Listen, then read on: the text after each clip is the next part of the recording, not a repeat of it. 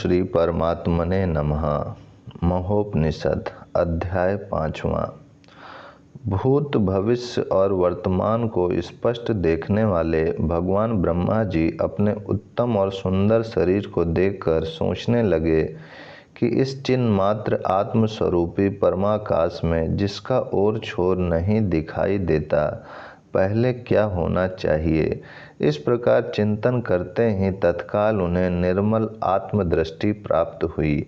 उन्होंने अतीत काल के अनेकों सर्गों को देखा तो समस्त धर्मों और गुणों के सारे क्रम उन्हें स्मरण हो आए।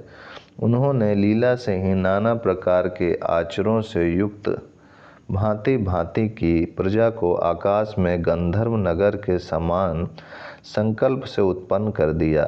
उनके स्वर्ग और अपवर्ग के लिए तथा धर्म काम और अर्थ की सिद्धि के लिए अनंत चित्र विचित्र शास्त्रों की कल्पना की। ब्रह्मा रूपी मन की कल्पना से जगत की स्थिति होने के कारण ब्रह्मा के जीवन के साथ ही इसकी स्थिति है। उनके नाश के साथ ही यह भी नाश को प्राप्त होता है। द्विजवर, वास्तव में कहीं कोई न उत्पन्न होता है और न मरता है, सब कुछ मिथ्या दिख पड़ता है। यह विश्व प्रपंच आशा रूपी सर्पणियों की पिटारी है, इसका त्याग करो। यह असत्य है यूँ जानकर मात्र भाव में स्थित हो, अर्थात मैं ही इसका उत्पादक हूँ, ऐसी भावना करो। गंधर्व नगर भूषित हो या अभूषित, वह जिस प्रकार तुच्छ है उसी प्रकार अविद्या के अंश स्वरूप सुत द्वारा आदि की स्थिति है।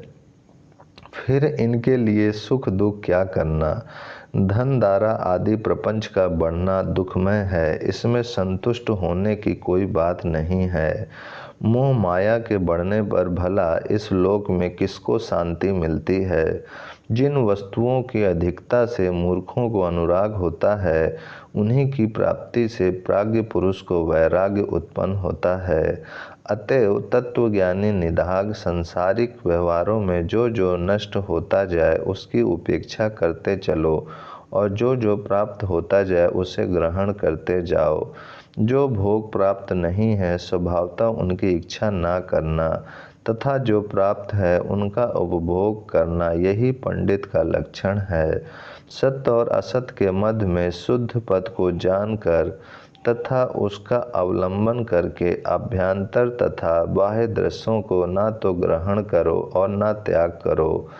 कर्म में स्थित जिस ज्ञानी पुरुष को इच्छा और अनिच्छा समान है, उसकी बुद्धि जल में पदपत्र के समान लिपायमान नहीं होती।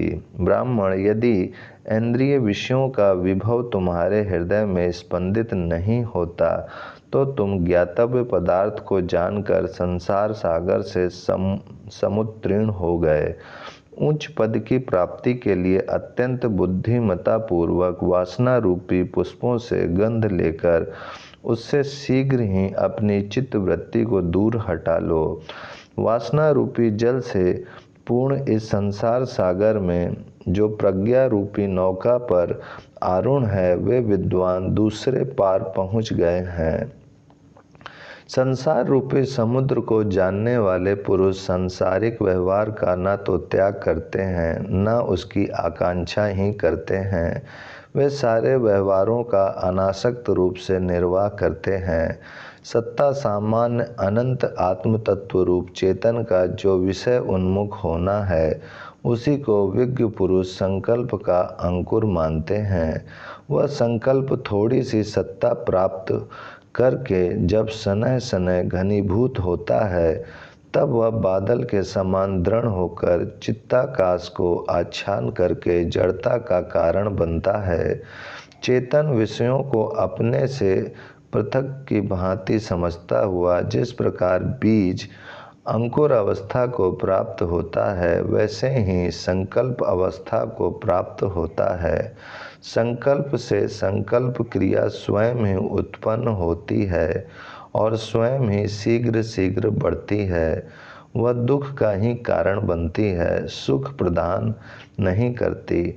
चित्त में संकल्प की क्रिया को रोको। स्थिति में पदार्थों की भावना मत करो।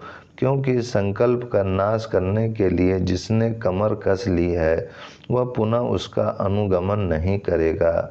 भावना का केवल अभाव हो जाने पर संकल्प स्वयं ही नष्ट हो जाता है। मुनि, संकल्प के द्वारा ही संकल्पों को और मन के द्वारा मन को छिन्न करके तुम अपने आत्म स्वरूप में स्थित हो जाओ। इसमें दुष्कर ही क्या है, क्योंकि जिस प्रकार यह आकाश शून्य है उसी प्रकार यह जगत शून्य है। जिस प्रकार धान का छिलका तथा तांबे की कालीमा क्रिया से नष्ट हो जाती है, विप्र उसी प्रकार पुरुष का मल रूपी दोष क्रिया से दूर हो जाता है। धान के छिलके की भांति जीव का मल उसके स्वभावगत है, तथापि वह नष्ट अवश्य हो जाता है, इसमें संदेह नहीं है। अतएव उद्योगी बनो। पंचम अध्याय समाप्त। ओम शांति शांति शांति।